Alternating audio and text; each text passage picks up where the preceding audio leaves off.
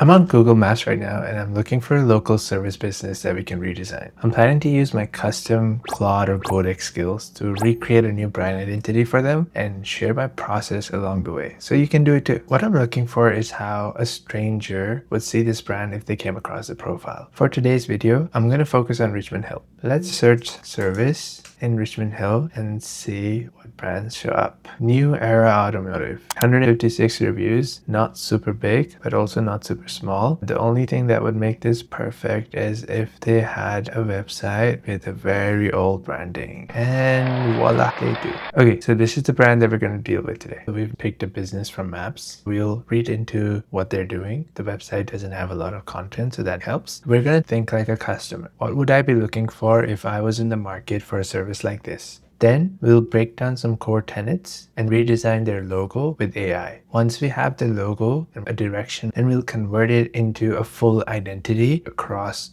a website, something to print, and then we'll see, does it have more legs to be translated into comms or marketing pieces? The reason I care about this is I've built a bunch of small businesses and people judge you before they even talk to you. So it's not like I'm asking AI to magically reinvent a brand. I'm using AI inside a process that looks at the finer details, understands the nuances, and then acts accordingly. So I'm going to go back to their website. I'm going to screenshot their logo, add their logo right here so we have it handy. This is what we're starting with. This is our moment of truth. Now we've locked this in. Before we go any further, it's important to get on the same page on what a good brand identity is. There are so many different definitions, but no matter how you do it or how the end output looks, whether it's a PDF, an image, it needs to be built for memorability. The whole reason a brand identity exists is so your customers today and your customers down the line remember your brand, not just for the thing that they're buying from you, but also the feeling that they had, what their eyes remembered, what their brain remembered, what stuck with them in their memory as they interacted with you. One more important aspect of brand identity is your marketing collateral. For example, if you're a brand who prints a lot of flyers and leaflets,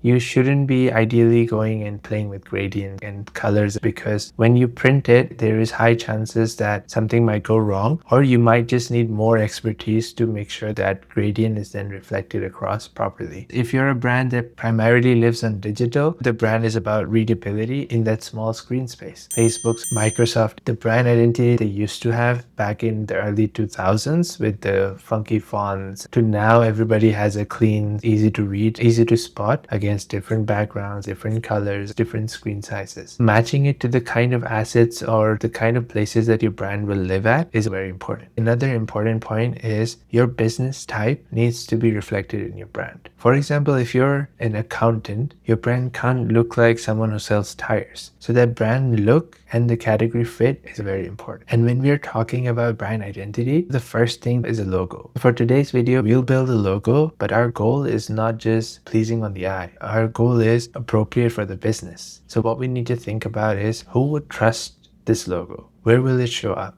And what do we want it to signal for the brand that we're building it for? So let's create the logo then. What I'm going to do is we're going to now open Codex and I'm going to copy over everything that I know of this website page. I'm going to use Whisperflow. Hey, I'm building a brand identity for this brand that I found on Google Maps and I need your help. First thing I need you to do is convert this information from the website into a format that I need. I'll just go ahead and copy paste everything that I copied from the website, and I'll go back to the website and even copy their URL in case my Codex wanted to go and read more. Here's the format I need. And now I'll add the format that I want to start with. This is pretty standard. This is how I work. I'll share it with you guys as well. So first we'll start with breaking it down to the business name, the service category, the target customer, what the customer needs to trust, the brand personality, the differentiator, and where the logo will be used, colors to use or to avoid, and overall things to avoid too. The information that we gave is a bit thin. But a business owner, you would want to take care of each and every one of these things. For this scenario, I'm just gonna let the AI help me out. Since the information is thin right now, what I'm gonna do is ask it to have some creative freedom. I acknowledge that the information I've given to you is not well-rounded, so feel free to use creative freedom as long as what I've provided you is taken into account to the max. We're ready to hit send. Now the agent will do its thing and get us a response. Here we go. So what it's really done is it's taken the information that we gave it and then extrapolated it to fill in the gaps to get us a more stronger identification of what the brand is. Now, if you're working for a client or you're building it for your own brand, you would know all of these things. If you don't, then let me know and we can work on how do we break down each of these and how do we get more single-minded and focused for each of these target customer, what they need to trust. I've often found that a good indicator that you need more guidance doing this is when you're unable to differentiate between the different points, like what the customer needs to trust versus your brand personality. If they're talking about the same thing, then essentially you need more understanding of what makes a brand personality and what are the different trust tenets that you need to build on. A good way to think about it is think of it each of these as light bulbs. Every time you have a light bulb, it should light up a different part of the room. But if you have light bulbs that are just going to add more light to just one part of the room, then there's a lot more area that will be in the dark.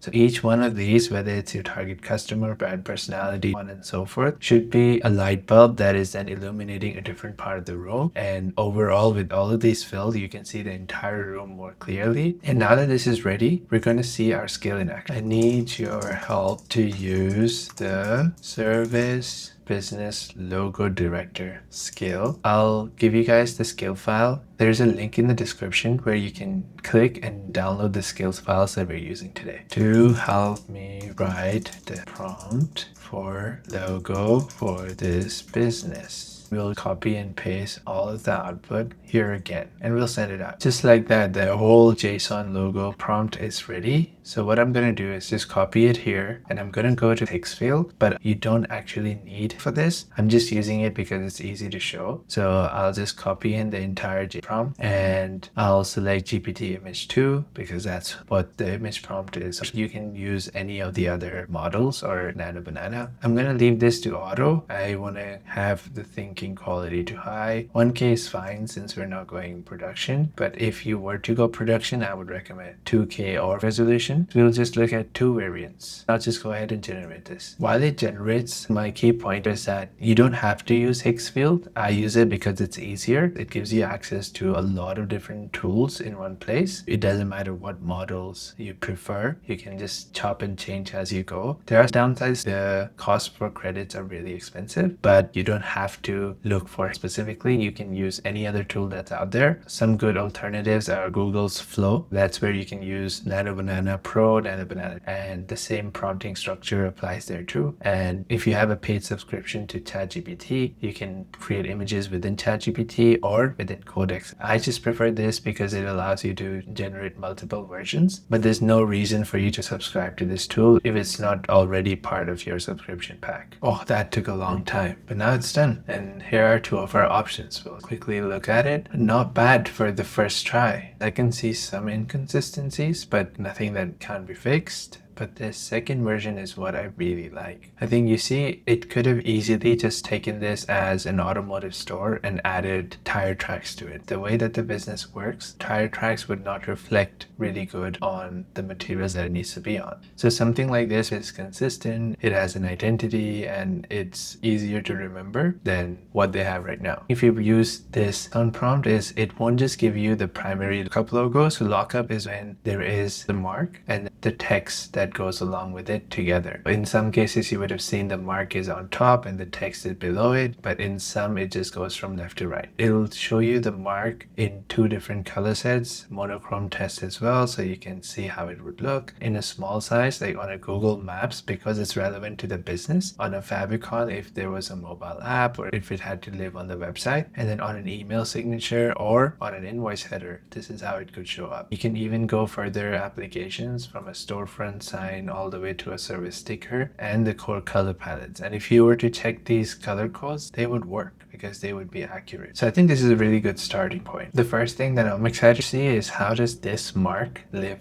against the current logo that they had. So I'm going to go back to my cue cards and see how does it look. So what we did here is we used that logo skill, which is highly trained on service businesses specifically, and then you use that to generate a few options. In this case, we only had 2. If you were doing it for your own brand or for a client brand, you can generate up to 6 or 8 options. There might be scenarios where you would like a couple things from here and there, and then you can merge them as 2 reference images and tell the AI something that has the best of both of those options. Then we have these cleaned files that we can then download. The better quality, the more that you can do with the files in the future. It's always easier to scale down if it's a 4K image versus a 1K image. That's usually the hard part. So I'm going to go back to our page 1 where we started, and I've pulled a clean version of this logo, and this is what it looks like. We started with something that was probably done in the mid 2010s. This is what the easiest tech would allow, and now we have this. Clearly an evolution. Now it's a matter of taste. The colors have been ported over, even though we never gave any directions. At the same time, we can see some sort of similarity in terms of motion. It's a little bit similar. It didn't deviate away from something that the client's identity was from the get-go, and this becomes really important if you're looking for the next evolution of your brand. If you're looking for a net new brand entity, then there's more to play with. If I was this brand and I was to look at these 2 logos, I would be happy with the direction that the brand was headed in. So the next thing that I want to do is create a brand identity. So now that our logo is locked down, the next step is an identity. So locking down our colors, our fonts, our visual rules. The identity document would be something that lives with the brand, that any designer would use that as a reference point to create any assets around the brand, even if it's a printable invoice sheet or even if it's a digital social post. Don't worry, I know we talked about identity being important, but I'm not going to leave you hanging. I've got another skill that you can use to build identities. All you need is your logo file ready to go. So you don't need any of the earlier research or the website content. You just need that final logo design that you've locked in, and that's what you start with. And the rest of the process is similar. All you have to do is go to the same chat or a new chat and copy and paste that logo file that you like. Even if you want an isolated version, that works too. If you want to start with what you had already generated, that works fine. Then you'll write a prompt, something that goes, can you use this skill to then help me convert this into a full-fledged brand identity for my brand, please? I'm going to manually add service brand identity director. This skill is in the same link in the description where you go to that link, download that file, and start using it. This file works with Claude, Codex, even Cursor, whatever agent or environment that you're using. As long as it takes in a skill, you can use this file to set up the skill. That's it. With the image and this prompt, you're set. The next thing that you're going to get back is that same JSON prompt where you can then generate the brand identity document. Once the prompt is generated, copy it over, go to your tool of your choice, add that prompt. For this one, I would prefer changing it to 16:9, just so you have more real estate to play with. Just before you send the prompt in, don't forget to add the image. In Higgsfield, you can just drag it over, but on any other tool, you would be able to attach an image as a reference and send in the prompt. And that's all you need to do, and wait. Once they're generated, you can look at the options and see which one you resonate with more. Across both of them, I see patterns that are really cool.